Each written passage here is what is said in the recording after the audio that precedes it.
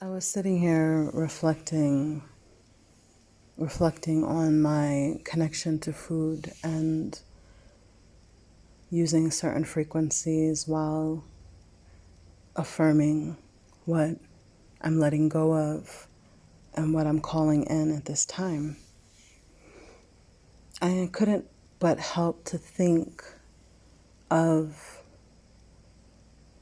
this verse where Abraham has left his offspring, his wife, and we would say his second wife, and his son in a barren desert land.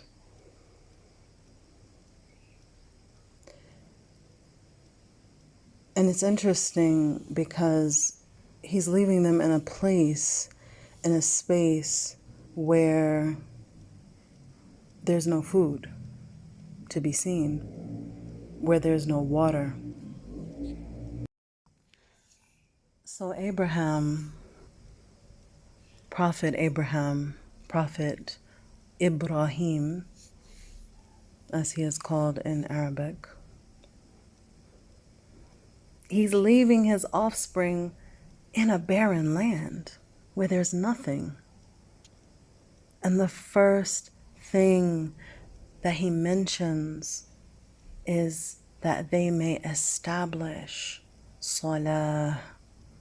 Salah here is translated as prayer, and yet it is the prayer where there is standing, where there is recitation of divine speech, where there is bowing, where there is standing again, where there is prostration, prostrating with your head to the earth.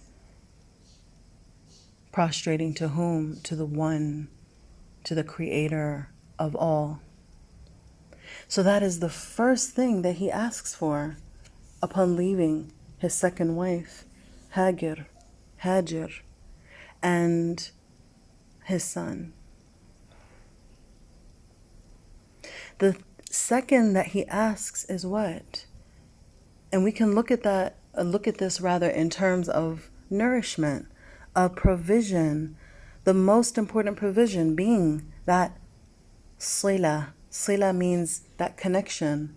It's the root word or the root meaning of the word prayer. So the purpose of salah, the purpose of this prayer, is to obtain sila, which is divine connection. And the second is he says, so make the hearts of people affectionately inclined to them. He still hasn't talked about food or water. He, again, is leaving them in an empty, desert, barren land.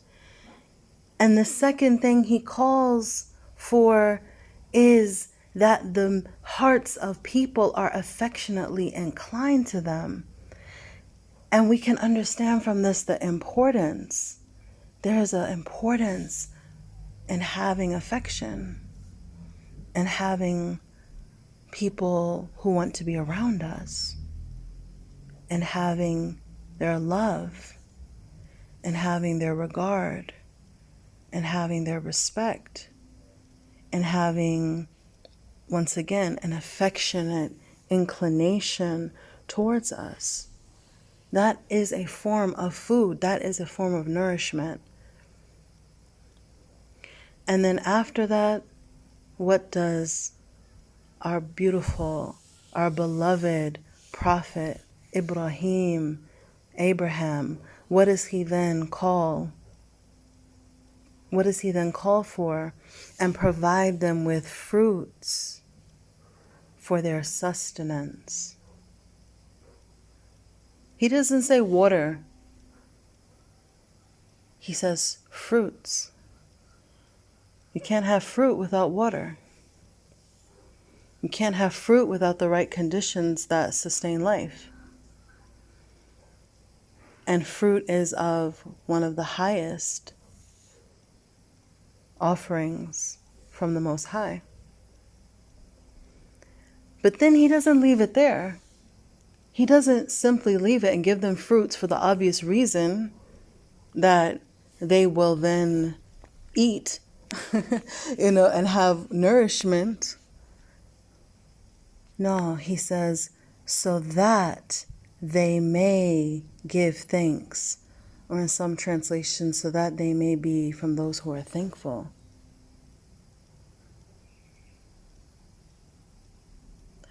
If I were to recite the verse in Arabic. أعوذ بالله من الشيطان الرجيم ربنا إني أسكنت من ذريتي ربنا إني أسكنت من ذريتي بواد غير ذي زرع عند بيتك المحرم ربنا ليقيموا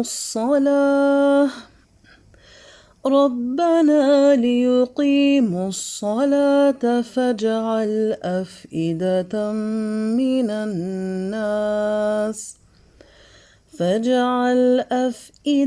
من الناس تهوي إليهم وارزقهم من الثمرات لعلهم يشكرون.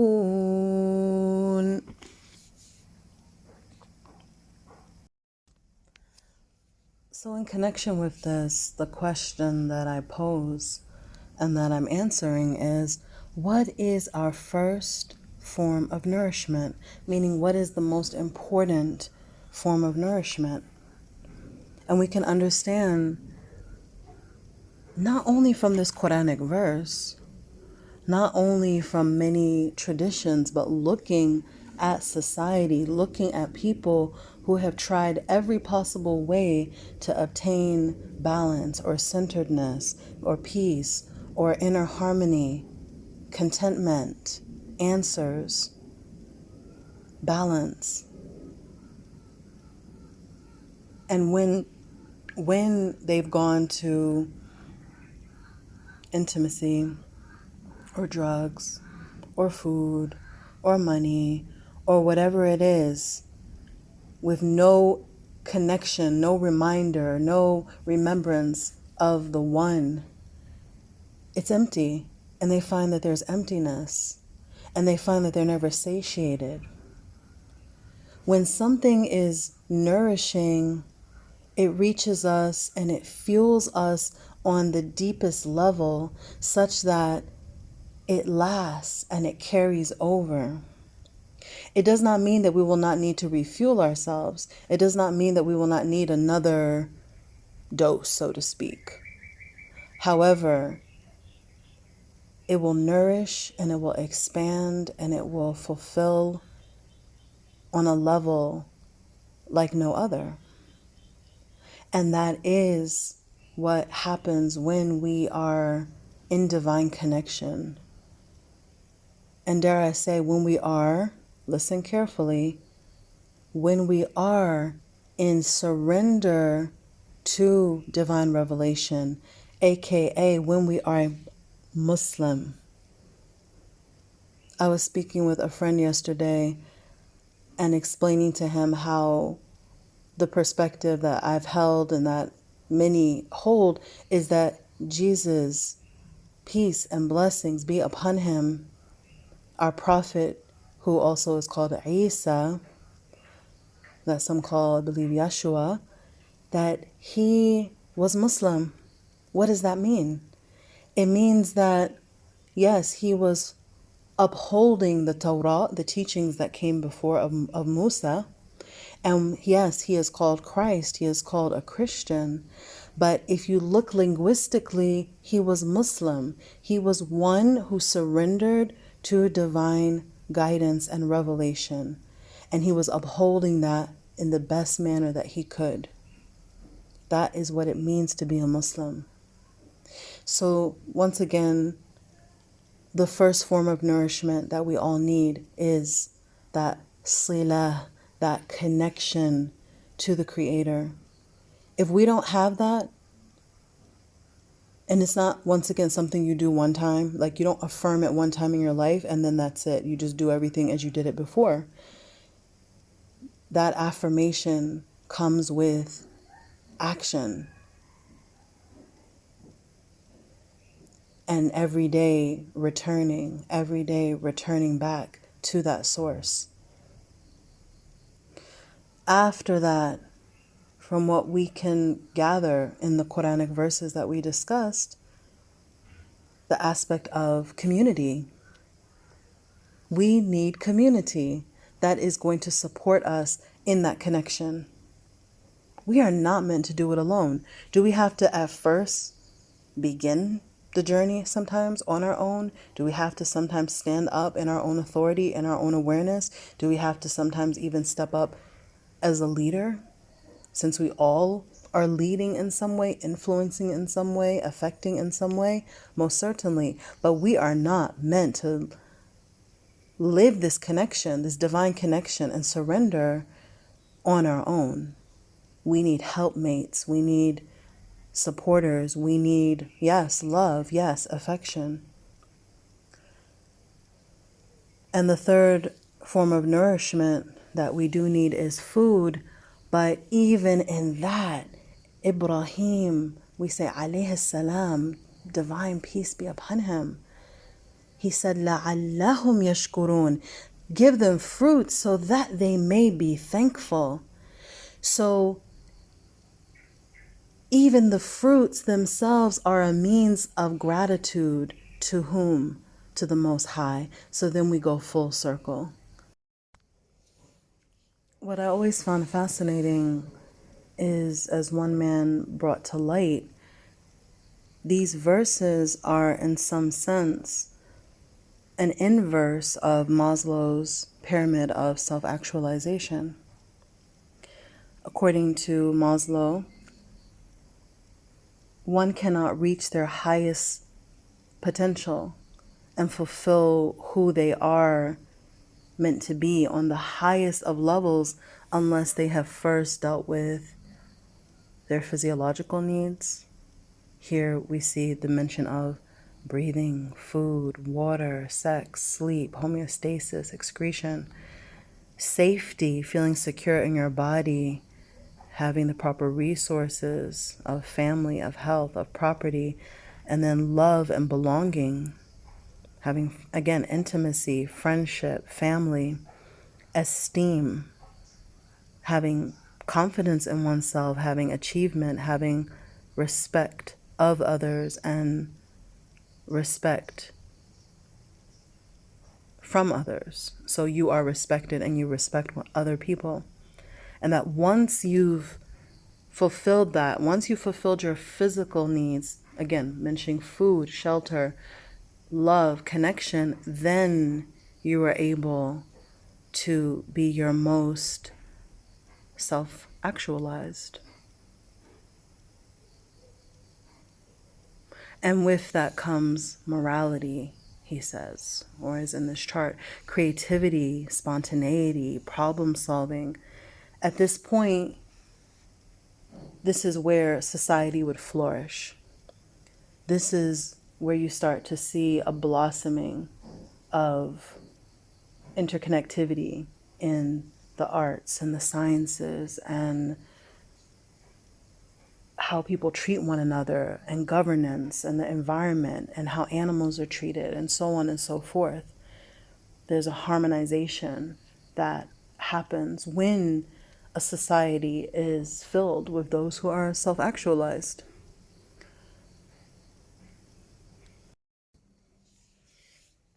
But I would say that without divine guidance, without divine connection, without the awareness that the most simple of matters in our life, the smallest blessings that we take for granted, that if we don't know and don't understand where they come from, then in a sense we don't even understand where we come from. And we cannot realize our highest potential without that divine connection. And essentially that divine surrender and devotion. So that's my share for today, or for this morning. And we'll see what I'm inspired to share next. Stay tuned with the divine.